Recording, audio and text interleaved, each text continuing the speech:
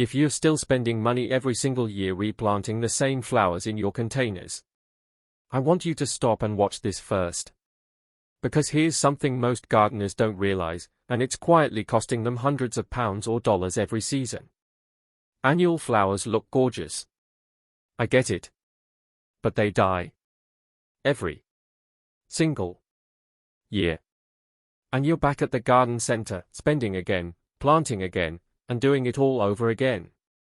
But what if you only had to plant once, and those same pots looked amazing year after year, without you lifting a finger? That's not a dream. That's exactly what perennials do. And today, I'm going to show you 11 of the laziest, most beautiful perennials that absolutely thrive in pots, with almost zero maintenance required. Stay with me, because number 7 on this list genuinely surprised me, and it might be the most useful plant you've never considered for your containers. By the end of this video, you're going to know exactly which 11 perennials to put in your pots this season. And more importantly, you'll understand why these plants are different, why they survive, why they come back, and why they ask almost nothing from you in return. We're going to cover what soil to use, what size pot works best, how much water each plant actually needs, which spoiler, is usually far less than you think, and when they flower and for how long. Whether you have a small balcony, a patio, or just a few containers by your front door, this list is going to change the way you think about container gardening. You'll spend less, do less, and honestly, your garden is going to look better than ever. Now, I know how it goes. Every spring, you head to the garden center, you get excited, you pick up some beautiful petunias or begonias or whatever catches your eye, and they look stunning for a few months. Then autumn comes. Everything dies. The pots look bare and sad. And you're already thinking about what you'll plant next spring. It's a cycle that feels normal, but it doesn't have to be. Here at Stress-Free Garden Living, everything we share is about working smarter, not harder. Gardening should bring you joy, not stress, not expense, and definitely not a long to-do list every weekend. The plants on this list were chosen specifically because they reward you for doing very little. That's the kind of gardening we believe in. Before we get into the full list, I want to flag something important. We'll be talking about a very common mistake that even experienced gardeners make with their containers. It's something most people don't even know is happening. And fixing it takes about 30 seconds. Keep watching, because I'll cover it right after plant number 5. 1. Lavender. Let's start with one of the most iconic cottage garden plants of all time, and one of the absolute best for pots. Lavender is almost embarrassingly easy. It loves the sun, it hates too much water, and it absolutely thrives in containers because pots give it exactly what it craves: excellent drainage and warm roots. Here's why it works so well in pots specifically. Lavender struggles in heavy, wet garden soil. But in a well-draining pot with a gritty compost mix, it's completely in its element. The restricted root space actually encourages it to flower more. Use a pot at least 30 centimeters wide. Terracotta is ideal because it allows the soil to breathe. Mix regular compost with about 1/3 grit or perlite. Place it in full sun and water only when the soil feels dry. Once established, you might water it just once a week in summer, and barely at all in winter. It flowers from June through to August with those gorgeous purple spikes, and it brings in bees and butterflies as a bonus. Trim it back lightly after flowering and it'll come back bigger and better next year. 2. Sedum, stonecrop. If lavender is the reliable friend, sedum is the friend who literally thrives on being ignored. Sedum is a succulent-like perennial that stores water in its thick, fleshy leaves. This means it can go weeks without watering and still look completely unbothered. For anyone who travels, forgets to water, or simply wants a truly low-effort container, sedum is your answer. It works brilliantly in smaller pots, even 20 centimeters wide is plenty, and it looks stunning in shallow dishes or window boxes. Use a gritty, free-draining compost. It prefers full sun but will tolerate some light shade. Water it occasionally in summer and leave it almost completely alone in winter. The blooms appear in late summer and autumn, clusters of tiny star-shaped flowers in pink, red, or white, and even after flowering, the dried seed heads look beautiful right through winter. It's a genuinely four-season plant. 3. Heuchera, coral bells. Now here's one that's all about the leaves, and the leaves are absolutely stunning. Heuchera, also called coral bells, is a foliage plant that comes in an incredible range of colors: deep burgundy, bright lime green, rich purple, caramel, silver. It looks like it belongs in a luxury garden, but it asks very little of you. It actually prefers some shade, which makes it perfect for north-facing patios or spots under trees where other plants struggle. This is what makes Heuchera genuinely unique on this list. It fills the gap that sun lovers can't. Use a medium pot, around 25 to 30 centimeters wide, with a general-purpose compost. Keep the soil moist but not waterlogged. It's a bit more moisture-tolerant than lavender or sedum. It throws up delicate little flowers in spring and summer, but honestly, the foliage is the real show. And it stays evergreen, so your pots look interesting all year round.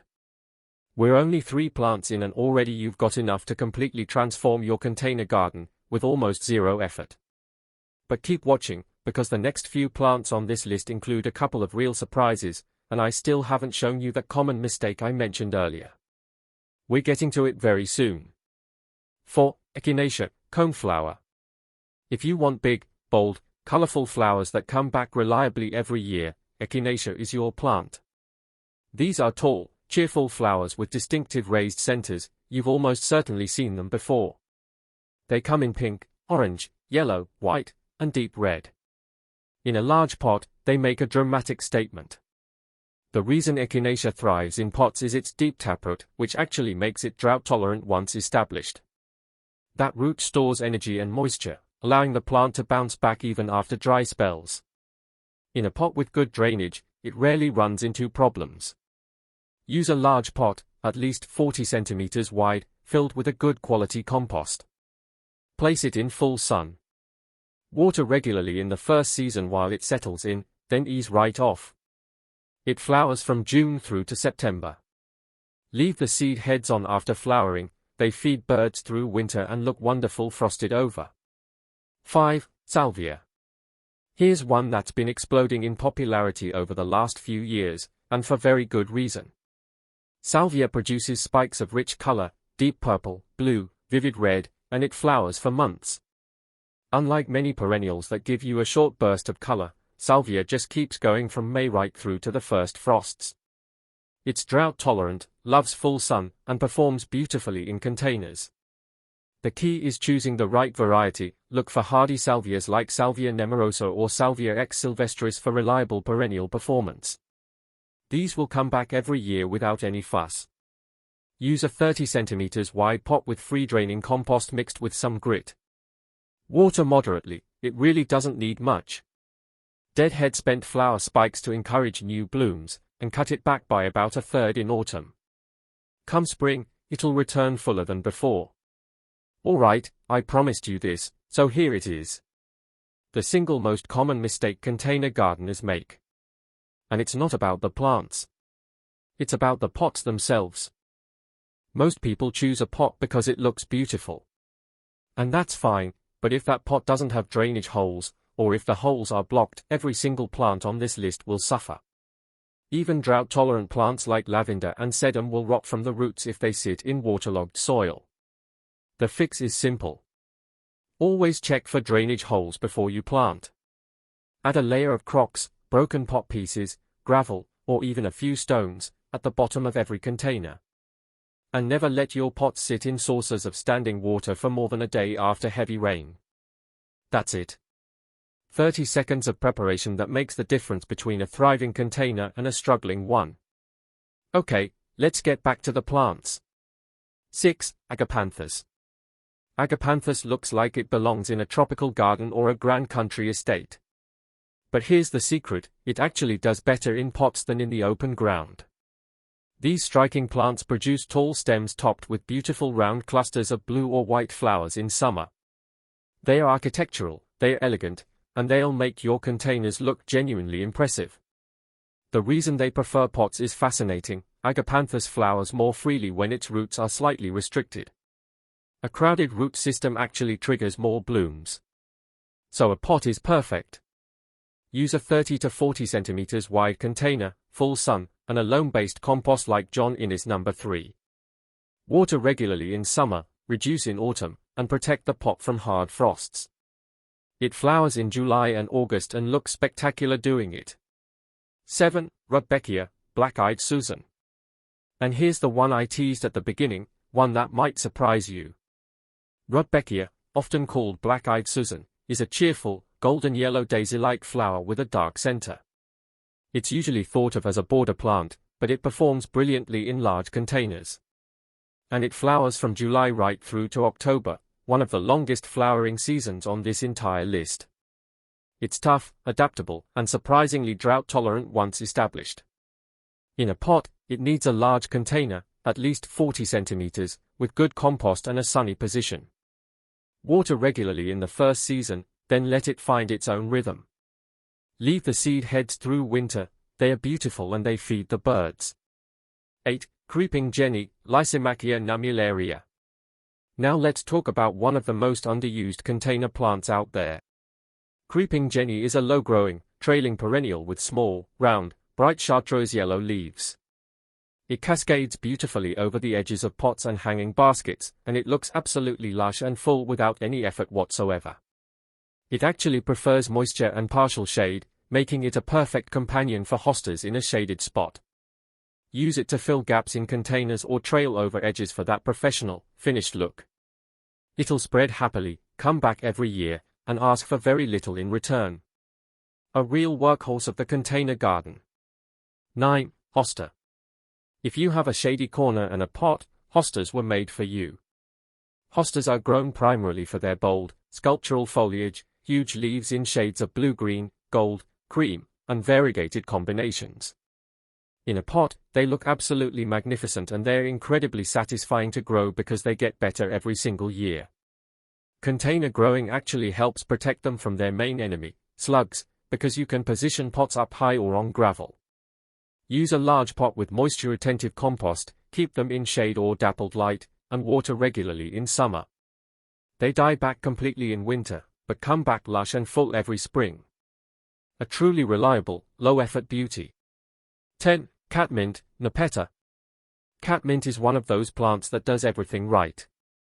It produces soft, silvery gray foliage and a long season of lavender blue flowers that bees absolutely love.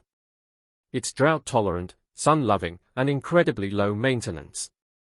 It even has a gentle, herby fragrance when you brush past it. In pots, it works beautifully on its own or cascading over the edges of a large container. Use a free-draining compost, full sun, and water only when dry. Cut it back by about half after the first flush of flowers and it'll bloom again. It flowers from late spring right through summer, sometimes even into autumn if you deadhead regularly. 11. Astilbe, the most underrated shade perennial. I've saved this one for last because I genuinely believe it's the most underrated perennial on this entire list, and one of the most rewarding for containers. Astilbe produces the most incredible feathery plumes of flowers, in deep red, hot pink, soft white, and lilac, and it does all of this in shade. Not just tolerates shade. Actually prefers it. For anyone with a north-facing garden, a shaded patio, or a spot under a tree, Astilbe is genuinely life-changing. In a container, it likes a large pot, at least 40 centimeters, with a moisture-retentive compost. Water it regularly, more than the sun lovers on this list. It flowers in midsummer, the plumes lasting for weeks. And after flowering? Leave the seed heads. They turn a beautiful russet brown and give you interest right through to winter. Every year it comes back, and every year the clump gets bigger and more impressive. Divide it every 3 or 4 years to make more plants for free. This is smart gardening at its absolute best. So there you have it, 11 lazy perennials that are going to transform your container garden, save you money, and save you an enormous amount of effort. To recap, we covered lavender, sedum, heuchera, echinacea, salvia, agapanthus, rudbeckia, creeping jenny, hostas, catmint, and astilbe. Every single one of these will come back year after year. Every single one thrives in a pot. And together, they cover sun and shade, spring through to winter, and every color of the rainbow. And remember, this isn't about being lazy. This is about being smart. The best gardens aren't always the ones that take the most work. The best gardens are the ones where the right plants are in the right places, and they are allowed to do what they do naturally. You deserve a garden that brings you peace, not stress. And with these 11 plants in your containers, that's exactly what you're going to get. Now, before you go, I want to ask you something. Which of these 11 perennials are you most excited to try? Drop your answer in the comments below. I read every single one and I genuinely love to know. And if you're brand new here, welcome. This channel is all about stress-free gardening. No complicated techniques. No expensive equipment. Just smart, simple ideas that give you a beautiful garden with less effort. If that sounds like your kind of gardening, hit subscribe, and make sure you tap the bell so you don't miss anything.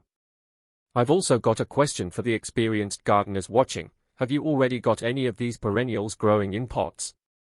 And if so, which one has surprised you the most?